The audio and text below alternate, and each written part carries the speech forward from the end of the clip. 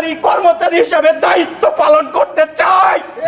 আমাদেরকে আর লাঞ্ছনা অপমানিত করবেন না, আমাদের মুখের হাসি ফিরিয়ে দিবেন, আমাদের ন্যায্য আদায় ন্যায্য দাবি আপনি পূরণ করবেন।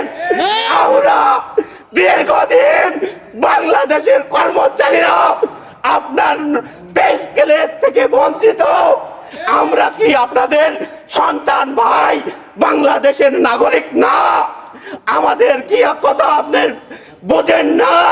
আমাদের দুঃখ বেদনার কথা কি আপনি শুনেন না? আমি সরকারি কর্মচারী হিসাবে আমি একজন নগণ্য মানুষ, মাননীয় প্রধান উপদেষ্টার কাছে বিনয়ের সাথে আমার এই দুঃখ বারান্তক কথা আমি আপনার কাছে পৌঁছে দিতে চাই। আপনি অতি বিলম্বে আমাদের এই পে স্কেলের ঘোষণা দিবেন, আমরা যেন সততা নিষ্ঠার সাথে বাংলাদেশ গড়ার কাজ করতে পারি।